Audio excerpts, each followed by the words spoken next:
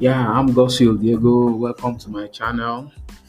I'm your health communication specialist, and in this episode, we are going to talk about infant mortality.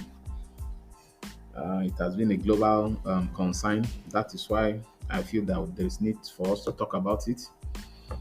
Um, First, what is infant mortality? Infant mortality is the death of a child before his first birthday, and we also have infant mortality rate, which is the rate of infant death in every 1,000, and it's a very key information about a nation, how healthy a nation is.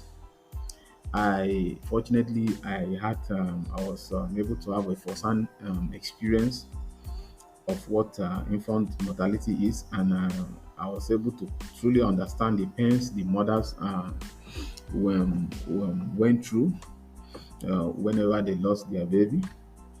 What really happened some years back, precisely 2017, a woman who was next to my wife in a postnatal ward came out from the emergency room crying. When I find out why she was crying, I was made to understand that she has just lost a baby that she just born due to negligence from the nurses on duty. The woman ended up in a coma. The baby died. The reason the baby died was actually as a result of maternal pregnancy complication. Meanwhile, I myself I almost lost my baby due to negligence from the nurses on duty. That's that very time. There was I needed to perform a scan. Already, my wife was in a first labor for 3 days, so I needed to perform a scan. So I was asked. I find out that they don't perform scan in the hospital on Saturdays. They said scanners don't those that in the scan department don't work on Saturdays. So I had to take my wife to a nearby hospital, and this was becoming very hectic and stressful for my wife because she was already tired, having been in first labor for 3 days. So, and coupled with bad road and hold up traffic on the road as well.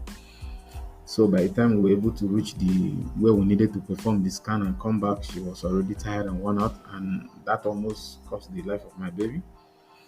So now let's look at the main causes of infant mortality.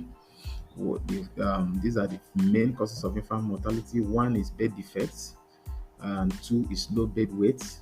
Three is injury like suffocation. Four, sudden infant death syndrome. Five, maternal pregnancy complication, just like that scenario. That's what I witnessed in the hospital. Um, Five, diarrhea. Six, pneumonia. Seven, low respiratory infection. So, what are the ways to prevent infant mortality or probably reduce infant mortality?